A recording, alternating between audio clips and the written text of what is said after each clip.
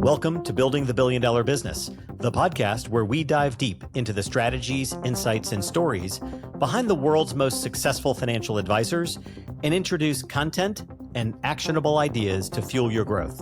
Together, we'll unlock the methods, tactics, and mindset shifts that set the top 1% apart from the rest. I'm Ray Sclafani, and I'll be your host. I want to talk about a trap, one that almost every successful advisory firm stumbles into at some point. It's about scaling smart. Bigger isn't always better. Here's the setup.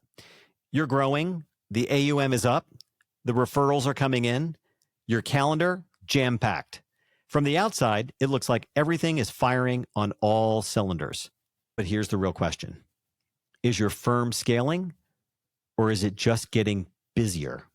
In today's episode, I want to make the case that not all growth is good. In fact, the wrong kind of growth without clarity, without infrastructure, without alignment, can quietly erode the very things that made your firm great in the first place. Let's talk about how to grow with intention before success becomes your biggest risk. So what's the growth trap? It's tempting to equate growth with progress. More clients, more assets, more revenue. Here's what I've seen inside firms across the country. Without clear boundaries, growth creates complexity. And complexity, unchecked, creates chaos. You start dropping the ball on the little things that made you stand out. The once intimate client experience starts to feel templated.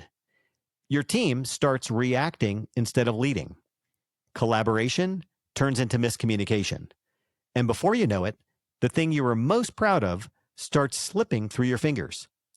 So let's stop assuming that growth is always good and start asking if we're growing the right way. When your team isn't built to scale, there's a big issue at hand. Most advisory firms just don't have a people model designed for growth. They're built around a handful of high-performing individuals, rainmakers, relationship holders, problem solvers. And when the volume increases, when the demands multiply, those individuals become overwhelmed. Things actually start to slow down. Bottlenecks appear, and no one quite knows how to fix it. The real issue isn't effort, it's structure. We don't have enough people with the right blend of emotional intelligence, strategic thinking, client leadership skills, and we're not building those people fast enough. If you want to scale, you just don't need more people. You need a new way of thinking about talent.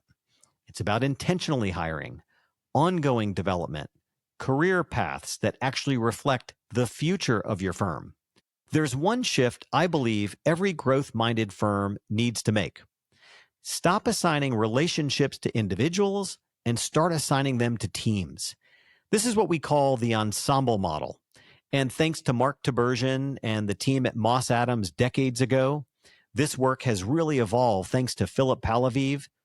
This means moving from hero advisor model to a system where each client is served by a collaborative team of professionals. Each brings their own strengths, much like an ensemble, a music ensemble.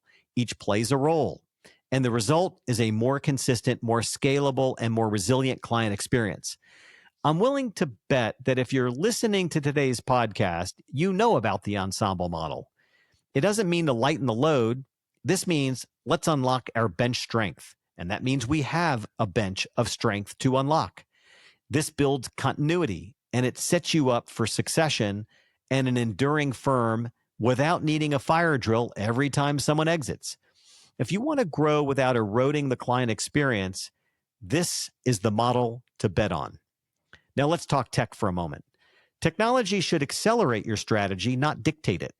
But too often firms bolt on tools to just patch gaps, rather than investing in integrated platforms that truly support their business model. Redundant systems, manual workarounds, data locked in silos, these things, well, they all kill momentum. What's needed is a platform approach, one that enhances workflow and enables collaboration while giving your team access to the information they need when they need it. Remember, technology should give you leverage, not just automation. Notice, by the way, I went from talking about the ensemble model and people to technology, using it as a tool, not a crutch.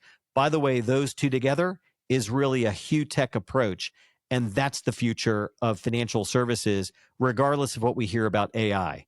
There will always be something that a human can do that the technology, the AI won't. They've got to learn how to work together. And that's our role as leaders. Here's the bottom line. Scaling isn't about getting bigger. It's about getting smarter. Smarter about who you serve, how you deliver, how your team works together, and how your systems support the experience. Growth is powerful, but only when it aligns with your purpose, your process, and your people. The most successful firms of the next decade will be those that grow with clarity.